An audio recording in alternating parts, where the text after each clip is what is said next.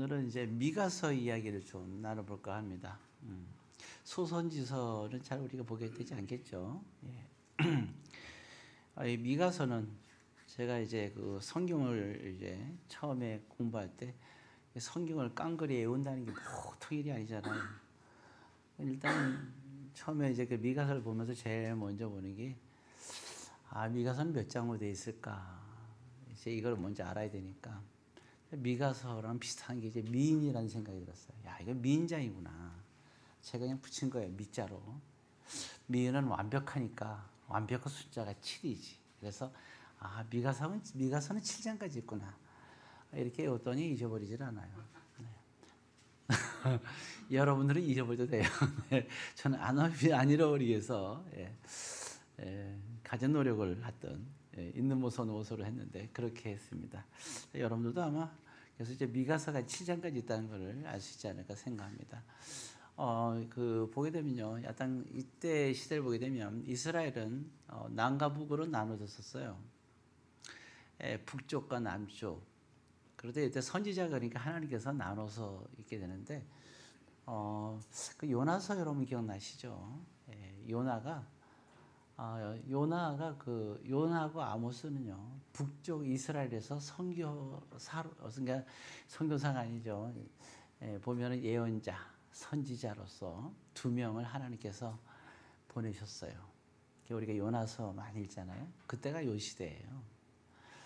그리고 이제 그 이 남쪽에는 우리가 잘 아는 이사야 선지자를 아시죠? 이사야 선지자는 정말 66장까지 있어요. 굉장히 길죠. 그래서 이사야서하고 같이 활동했던 시기의 선지자가 바로 미가서입니다. 이제 이렇게 배경을 조금 요 정도만 이해하고, 그리고 또 보게 되면 이 시대에 보게 되면 굉장히 강력한 나라가 있었는데요. 그 제일 강력한 나라가 이제 애굽이라는 나라가 있어요. 오늘날의 이제 이집트죠. 강력한 나라가 있었고. 그 다음에 이제 신흥세계로 강한 나라가 또 생기는데 그 나라가 생기니까 이제 애굽이 힘을 못 썼어요. 그러니까 이 이스라엘이 애굽의 지배를 받다가 나중에는 이제 이 아수르라는 나라가 탄생하게 됩니다. 수도가 니느웨예요.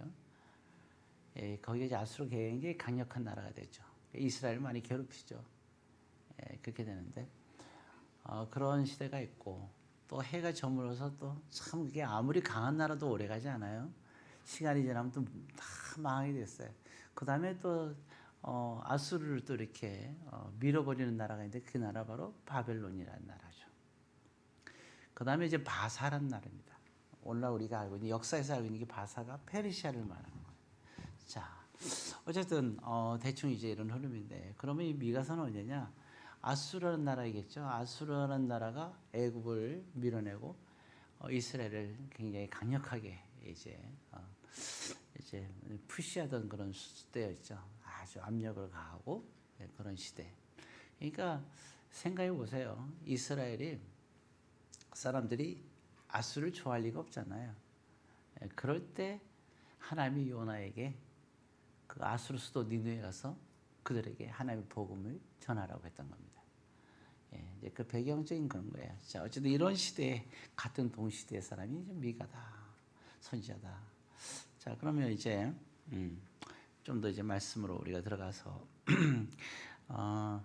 이제 우리가 보게 되면 아까 그 본문에서 읽었잖아요. 미가서 5장에서 7절에 보게 되면 우리가 되어 있듯이 이런 굉장히 신앙생활하기가 참 이제 아수르로부터의 그러한 많은 영향을 받기도 하고 또 반면에 참 이 왕들이 하나님이 세우는 왕들이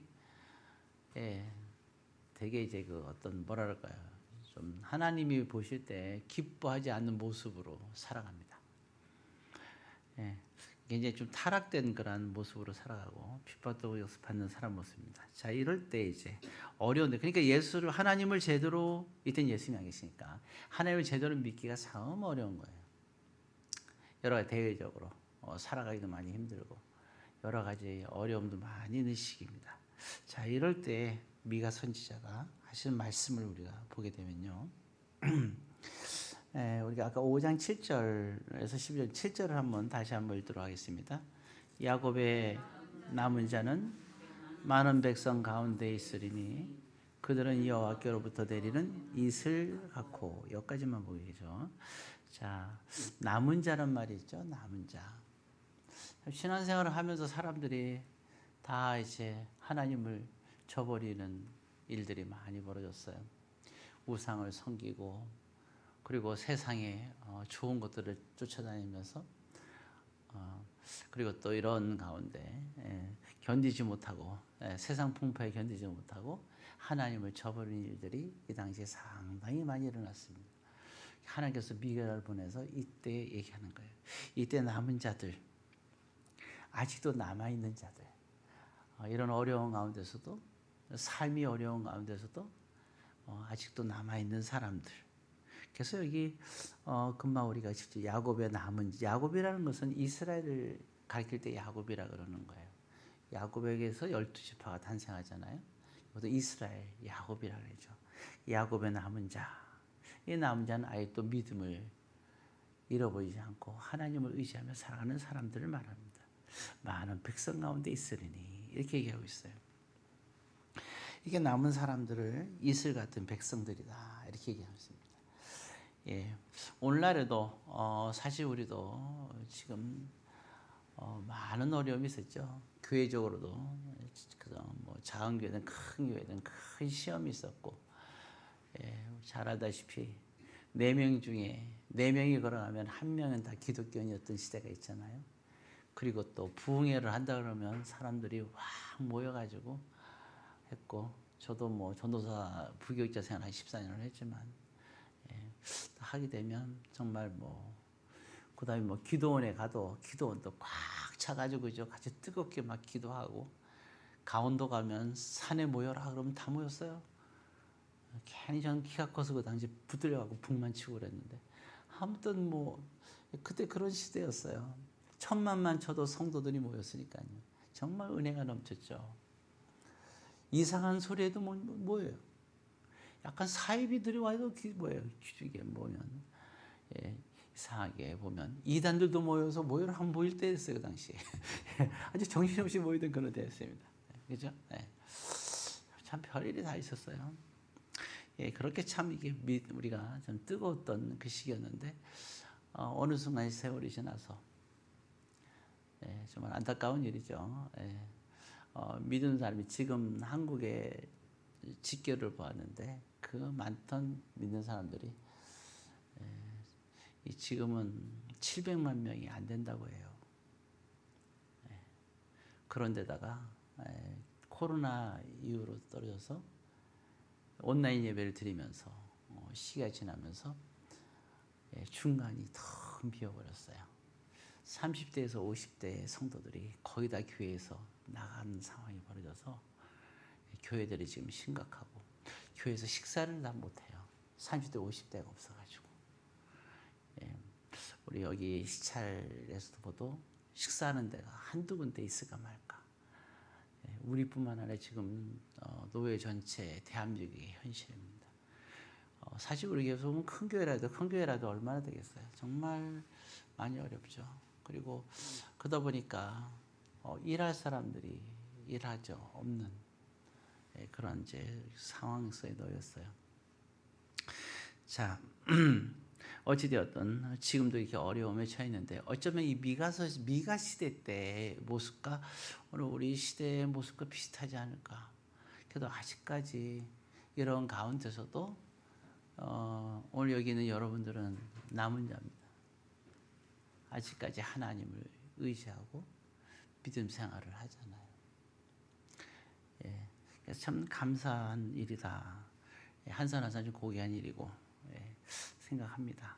자, 남은 자. 그래서 이 남은 자들이 이슬 같은 백성이다, 이렇게 얘기를 하는 겁니다. 그런데 이제 보면, 그래서 이때 이슬 같은 백성들이 어떤 사람들이냐? 이 중에서도 이제 하나님은 얘기를 하시는 거죠. 자, 첫 번째 보게 되면 아까 7절 일단 말했죠. 거기 보면 이렇게 나왔습니다. 그들은 여호와께로부터 내린 이슬 같고 풀에 내리는 단비 같아서 그 다음에 같이 읽어볼까요? 사람을 기다리지 아니하며 인생을 기다리지 아니할 것이며 이렇게 나오죠. 자, 보세요. 사람을 기다리지 않는 사람. 남은 사람들이 어떤 사람인가? 되게 심각하게 우리가 바라봐야 되겠죠. 사람을 기다리지 않고 인생을 기다리지 않는다. 예, 우리가 소망하는 것이 있어요. 근데 그 소망을 누가 들어줄 것이냐? 그 소망을 들어주는데 사람을 기다리지 않아요. 이걸 해결해 줄 사람을 기다리지 않는다는 겁니다. 내 이 문제를 해결해 줄, 내 소망을 이루어줄 인생을 기다리지 않는다는 거예요. 다윗은 항상 어려울 때 인생을 기다리지 않았어요. 항상 어딜 봤어요? 내가 산을 향하여 눈을 들리라. 나의 도움이 어디서 올고 남의 도움이 천지를 지으신 여호와에게서로다. 시편 121편입니다. 확인해 보시기 바랍니다. 네, 그렇게 다윗은 하나님을 봤어요.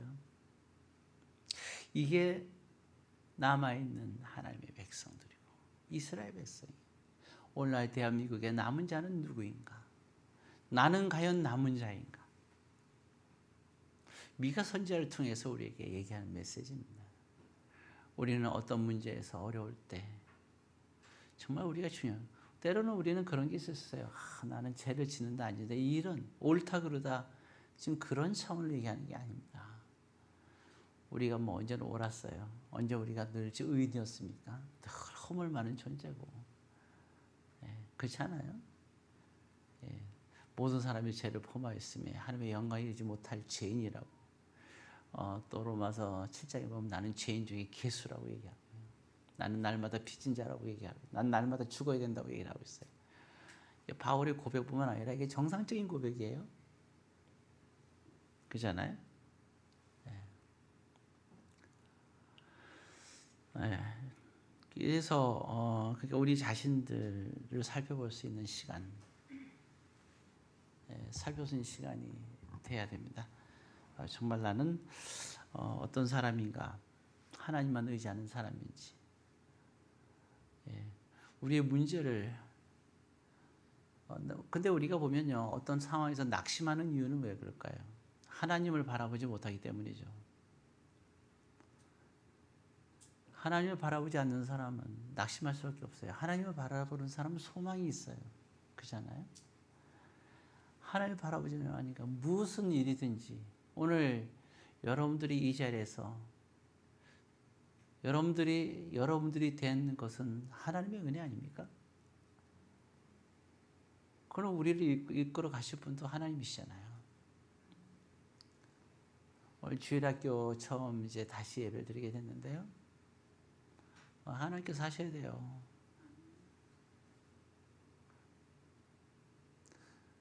제가 그 전사할 때는 교사들 보고 떡볶이를 항상 해놓으라 그랬어요. 제가 의정부에 있을 텐데. 그리고 선생님들 데려가고요. 특히 토요일 날 가고 이제 아이들 떡볶이 먹으러 가자. 봉구차 갖고 태워가지고 데려와요. 네. 처음에 뭐 7명이 10명 되는데요. 나중에 50명, 70명 됐어요. 개척교회에서. 걔들 애들 간식을 교회에서 사줘야 되잖아요. 성도들과 목사들이 난리가 났어요. 긴급 회의가 열려가지고 저한테 와가지고, 목사님 제발 전도 이제 그만하세요. 교회 예산이 없습니다. 하도 많아지니까 이게 뭐 답이 없는, 실제 있었던 일이에요. 그래서 전도를 해야 되나 말아야 되나 고민했던 그런 적이 있었습니다. 참 그만큼 참 교회가, 개척하는 교회들이 참 재정적으로 어려운 게 많이 있으니까 저는 그냥 사명감에 그냥 했는데요. 아무튼 그런 적이 있었던 것 같아요. 근데 지금은 그러질 않아요. 관계전도 외에는 불가능합니다. 참 어려워요. 어느 순간부터 시간이 지나면서요, 이제는 이제 6학년, 5학년 애들은 아예 학교 앞에 가도 안 되고 4학년부터 또 이제 전도가 되더라고요. 또 시간이 지나니까 이제 3학년부터 전도가 돼요. 3학년, 2학년, 1학년. 예, 점점 시대가 바뀌면서 변하더라고요. 예. 참 어쨌든 중요한 건 그런데 이러한 때에 비전이 없느냐? 아니요. 사람의 방법이 없어질 만큼 하나님께서 하시는 거예요. 하나님이 하실 때 뭔가 열매가 맺히고 결과가 있죠. 사람은 노력을 하지만 그 열매를 맺는 것은 하나님이 하시는 거잖아요. 그리고 또 주일학교를 하게끔 했을 때는 하나님께서 이미 계획이 있으시니까 하시게끔 한 거겠죠. 자, 어찌되었든 우리가 중요한 것은 우리가 마찬가지예요. 뭐 사업을 하든 아니면 내 자녀들이 또 뭐 사업을 하든 직장을 다니든 사실 그렇잖아요, 그죠? 그래서 통해서 가족이 잘 되고 믿든 믿지 않든 통해서 어떤 하나님께서 일용할 양식과 물질이나 모든 또 이루어지는 것을 이루잖아요. 하나님의 그런 그 이루어지는 역사가 있어야 되잖아요. 그 역사가 그 이루어질 때 누가 하시느냐? 하나님께 하시는 거 아니겠어요? 네. 그 여러분들 가족 중에서 믿지 않는 사람이 있어도 그래도 여러분들의 그 가족에게 물질의 큰 축복을 주는 이유는 여러분들 위해서 주시는 거예요. 믿으면서 잘 생활하는 여러분들이 생활할 수 있어야 될 거 아니에요, 그죠? 그러니까 하나님께서 주시는 거죠. 예, 참 요즘 시대에 사업하기 얼마나 힘들고, 그죠? 예, 직장 생활하기 얼마나 힘듭니까? 정말 이런 힘든 때 하나님께서 일용할 양식을 주시는 정말 감사한 일이죠. 우리가 11조를 할 수 있다는 게 감사한 일이고요. 그리고 감사문을 할 수 있다는 게 감사한 거예요. 예, 주일용을 들 수 있다는 것도 감사한 거예요. 예, 정말 쉽지 않잖아요, 그죠? 예. 어쩌면 우리가 주일날 예배를 드릴 수 있다는 것만 해도 감사한 거예요. 이 모든 게 다 하나님의 은혜가 아니겠습니까? 예. 그리고 그래서 하나님을 의지하는 사람이 되시기 바라고요. 그리고 다음에 12절에 보게 되면요. 5장 12절 같이 있습니다. 내가 또 복수를 내 손에서 끊으리니 내게 다시는 점쟁이가 없게 될 것이며. 사람들이 불안하니까 찾아가는 데가 어디예요? 복수를 정치는 거거든요. 그렇죠? 그러죠. 나는 이번에 나는 무엇을 하면 내가 뭘 하면 참 좋겠습니까? 그죠? 뭐 문득 갈 때 뭐 항상 하는 얘기 있잖아요. 동쪽으로 가면 귀인을 만난다. 뭐 이래가지고 물가는 위험하다. 그러면 또 물속에 앉아있는 사람도 있어요. 참 희한해요. 아주 점이라는 게 참 재밌어요. 아주 사람 참 갖고 노는 것 같기도 하고. 그 뭘까요? 점을 친다는 거는 뭡니까? 살 때 사는 방법을 말하는 거예요. 나는 어떻게 사는가? 살아가는 방법. 점을 치는 건 뭐죠? 왜 점을 칠까요? 하나님이 없이 사니까. 하나님이 없이 사니까 점을 칠 수밖에. 점을 친다는 것은 하나님이 없이 사는 거예요. 왜 그럴까요?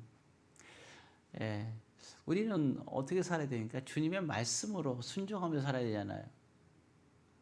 그렇지 않습니까? 그렇잖아요. 어떻게 사는 것이 내가 여기 선택할 때 내가 무엇을 선택하는 것이 하나님이 기뻐하실까? 그러면 하나님 기뻐하신 것은 하나님의 성경 말씀 아닙니까? 말씀에서 이렇게 하라 했을 때 그런 말씀을 가지고 우리가 삶에서 결정하며 살아가야 되잖아요.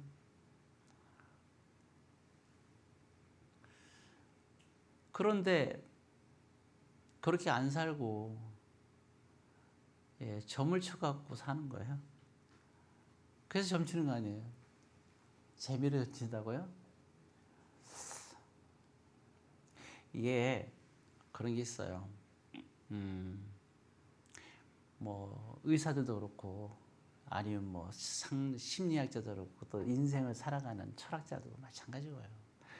여러분 가만히 얘기할 때 얘기를 나누잖아요, 이렇게 그죠? 아니면 뭐 이제 이렇게 상담을 하고 뭐 아프든지 뭐 하든지 할 때 여러분 그들은 무슨 얘기를 할 것 같아요? 얘기할 때는요 일반적으로 만약에 매스컴에서 딱 나와서 얘기를 했다. 근데 생각이 되면 예를 들어서 그런 거죠. 어떤 분이 그러더라고요. 제가 아침마다 사과를 먹어요.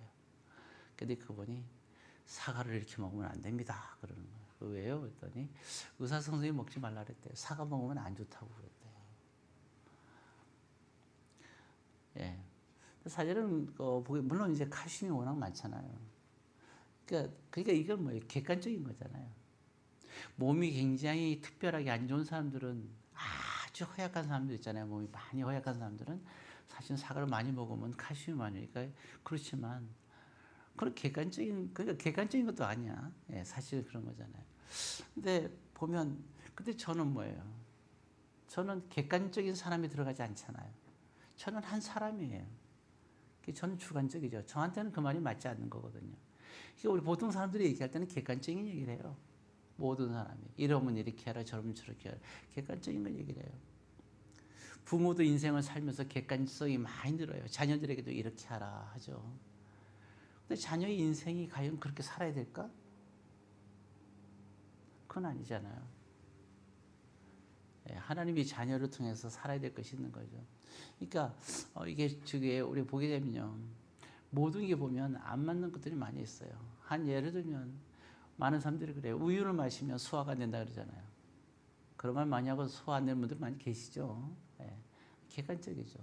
저는 속이 아플 때 우유 마시면 속이 편해져요. 그럼 저는 어때요? 저하고는 다른 얘기 아니에요? 예를 드는 겁니다. 여러분들 자체는요, 세상의 객관적인 것이 여러분들이 지배하는 게 많잖아요. 그러다 보니까 정작으로 나에게 정말 필요한 게 뭔가를 우리는 모를 때가 상당히 많아요. 하나님께서 그래 세상 것 우리가 양심이라 하잖아요. 난 양심 때문에 하는데 양심이 객관성이에요. 사람마다 다 객관성이 다 다르잖아요. 양심도 사람마다 다 달라요. 희한하죠. 어떤 사람은요, 예서 제가 학교 다닐 때 일인데 제가 굉장히 아끼는 책들이 좀 있었어요. 근데 친구들이 와서 그거 다 가져갔어요. 다시는 제가 그걸 구하지 않고 그거를 굉장히 힘들었거든요. 그래서 박모 씨 그 시집 같은 거 그게 종이가 아니고 그 당시에 종이가 없어가지고 옷 무슨 뭐라 그러는지 모르겠는데 왜 모카 같은 걸로 직접 딴 그거 있잖아요. 그런 걸로 해서 책을 만들라고 거기다 직접 쓴 초본이거든요. 예를 들어서 그런 것들을 제가 몇 건 이제 이렇게 정말 청계천 뒤지다시피 하고 간신히 구매했는데요. 뭘 거의 공짜로 물론 구했지만 정말 보물이었는데 다 가져갔어요 친구들이. 근데 그때 객관적인 게 뭐냐? 우리는 그 당시에는 책을 갖고 오면요 도둑이 아니었어요. 그 당시에는 제가 사는 동네는 책은 서로 아무나 갖고 갈 수 있었어요. 참고서는 빼고. 이상한 그게 객관성이 있어갖고. 근데 전 되게 마음이 상했거든요. 지금도 내가 진짜 아까워할 정도로 그렇잖아요. 제가 드리고 말씀 싶은 것은 이게 사람이 객관적인 거 우리는 양심적으로 산다, 객관적으로 산다는데 그렇게 살면 안 되고 예수님께서 말씀하셨잖아요. 세상에 보면은 좁은 길과 넓은 길이 있는데 객관적인 길은 넓은 길이라는 얘기죠. 근데 우리가 어디로 가야 되느냐? 좁은 길로 가야 된다고 말씀하고 있어요. 좁은 길로 가라. 세상 사람들이 많이 가는 길, 편안한 길은 그거는 넓은 길이고 비록 험한다 하더라도 우리가 좁은 길을 가야 되면 가야 된다. 그게 믿음의 길이면 가야 된다는 거죠. 우리는 사람들은 넓은 길로만 가려고 하지만 뭐 군자는 대로행이다 그럴지 모르겠지만 믿는 사람들은 하나님께서 정한 길로 가야 된다는 거예요. 예수님이 길이를 그 진리라고 했으니까 우리는 그 길로만 가야 된다는 거죠. 우리는 그렇게 살아가야 돼요. 근데 객관적으로 살아가는 사람들은 점을 봐야 돼요. 재미로 본다고요? 참 곤란합니다. 한번 우리가 여기서 그 심리 검사했죠? MBTI였나? 했잖아요. 그걸 해서 다 뭐가 나왔어, 그죠? 여러분, 그건 객관적인 거예요. 맞는 것도 있지만 그게 객관적이지 않아요. 우리 그걸 하는 이유는 딱 두 가지죠. 하면서, 나는 이런 사람이야. 어떻게 이런 수 있어요? 자기 단점이 있는데, 나는 이런 사람이기에 이런 단점이 있구나. 그거 하자고 하는 거 아니거든요. 두 가지 이유가 있어요, 하면은. 나는 이런 성향이 가능할 수도 있어. 근데 이런 성향이 장점도 있지만 이런 단점이 있는데 이런 단점이 하나님 뜻대로 사는데 방해되는 요소가 있을 수 있구나. 그럼 나는 여기에서 이걸 잘 생각해서 내가 하나님 뜻대로 살 수 있도록 나를 개발시켜야겠다. 이런 의미가 하나가 있는 거고요. 또 하나 검사하는 이유는 뭐냐면 서로를 이해하는 거예요. 제가 왜 나한테 그렇게 했지? 이제 보니까 쟤는 이런 성향을 가져서 나한테 그럴 수도 있겠구나. 나는 이런 성향이고 전 저런 성향이니까 내가 이해를 해줘야지. 그리고 제가 왜 내가 이랬을 때 화를 냈지? 쟤는 저런 성향이니까 내가 이렇게 하니까 화를 냈구나. 이걸 이해하라고 하는 거잖아요. 이렇게 우리가 어떻게 무엇을 하든지 받아들일 때는 항상 이 모든 것들이 우리는 믿음의 중심에서 해야 되는 거거든요. 믿음의 중심에서. 심지어는 난 깜짝 놀랐어요. 혈액형 갖고도 사람 갖다가 논한다.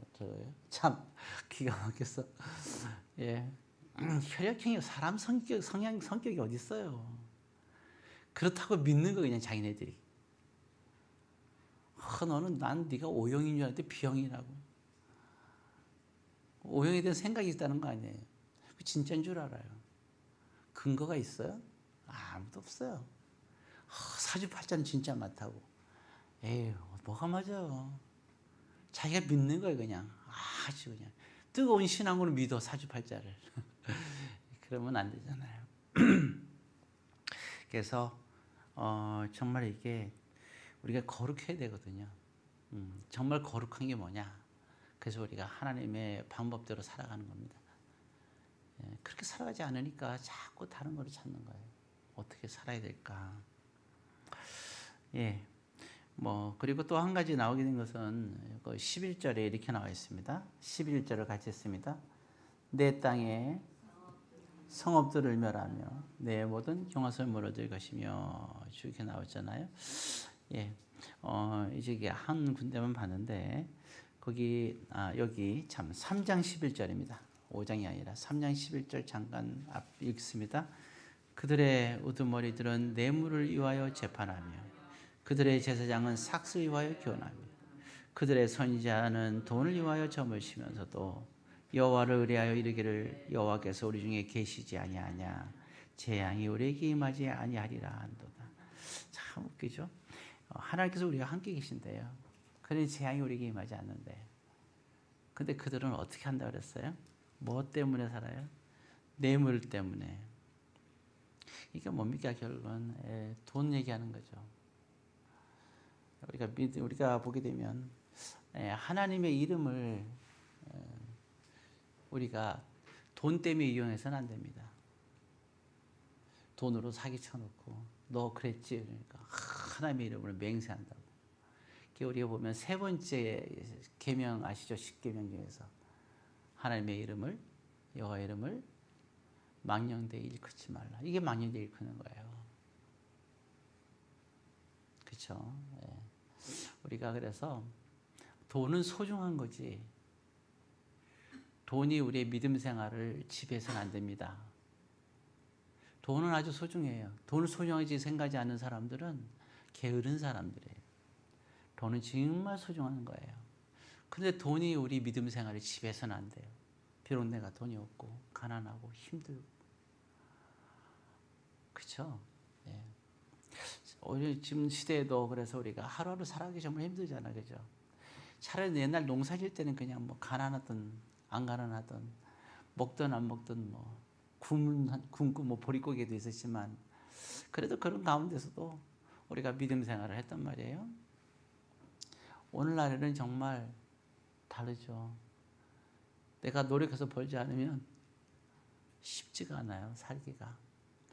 또 남자 혼자 벌어서도 살기가 쉽지가 않고 그래서 보니까 맞벌이가 많아지고 정말 하루하루가 빠듯한 세월이잖아요. 보험을 들지 않고 옛날에 보험 어디 들었어요?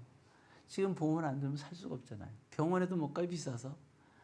지금 그런 시대에 우리는 살고 있는 거예요. 그러니까 이게 하루하루가 너무 바쁘고 빠듯한 거고 또 힘들고 어려운 일을 해야 돼요. 이제는 그 여자들이 가사 일만 하는 시대는 지났거든요. 가서 열심히 일을 다 하는 시대가 되고 말았잖아요. 정말 어느 순간 이렇게 되고 말았어요. 참 그러다 보니까 시간에 쪼이고 그리고 또 살아가는 것도 그렇고 또 믿음 생활하는 것도 정말 많이 힘들잖아요. 예, 이런 시대예요. 이런 시대에서 지금 그래도 하나님을 의지하며 살아가잖아요. 하나님에 대한 소망을 가지고 열망하며 살아가잖아요. 예, 그게 굉장히 귀한 겁니다. 예, 보게 되면 이제 하나만 보고 말씀을 주시겠습니다. 거기 4장 10절에 이렇게 나왔습니다. 4장 10절 같이 읽습니다. 다 시온이여 해산하는 여인처럼 힘들여 나올지다. 이제 내가 성읍에서 나가서 들에 거주하며 또 바빌론까지 이르러 거기서 구원을 얻으리니 여호와께서 거기서 너를 내 원수의 손에서 속량하여 내시리라. 구원에 관한 얘기를 하고 있는데요. 얘기할 때 이렇게죠. 딸 시온이여 해산한 여인처럼 힘들어 나을지어다 그랬죠. 그러니까 믿음 생활에서 남은 자가 되려면 어떻게 남을 수 있느냐? 해산하는 여인처럼 수고해야 된다는 거예요. 고난 속에서도요, 이와 같은 고통을 감당해야 된다는 겁니다. 믿음이라는 건요, 어떤 사람 믿음 생활하면 그냥 편하고 복스럽다 그러는데 믿음은 여러분 지키는 거예요. 믿음은 지켜나가는 거예요. 그렇지 않아요? 예. 우리가 믿는다는 것, 하나님을 소망 두고 하나님을 우리가 예수를 믿고 예수를 소중히 여기면서 살아가는 것. 이것이 참 소중한 건데 그러기 위해서는 정말 우리가 어려운 여건 속에서 물론 그런 생각할 수 있어요. 이 당시에는요 우리가 근데 이걸 생각해야 돼요. 이 미가 선지자 이 시대에서 얘기하는 건요. 우리 두 가지를 얘기해요. 과거에는 교회 열심히 봉사하고 충성하고 다 중요하죠. 그리고 뭐 이것도 물질적으로도 뭐 이것도 하고 저것도 하고 뭐 이런 수고 헌신을 하죠. 근데 미가서 이 시대는 남은 자, 믿음을 지키는 자, 믿음을 지키기 위해서 하나님께 열망을 가지고 끝까지 믿음을 지키며 살아가는 자. 우리가 처음 신앙생활 때는 하나님께서 막 은혜 주시잖아요. 이래도 기쁘고 저래도 기쁘고 어느 순간이 지나면 그런 것이 없어지죠. 왜요? 그때부터 시작되는 거예요. 이제는 내가 기쁨이 있으나 없으나 내가 믿음 생활을 하는 겁니다. 사실 이게 믿음 생활한다는 게 쉽지는 않죠. 말씀도 배워야지.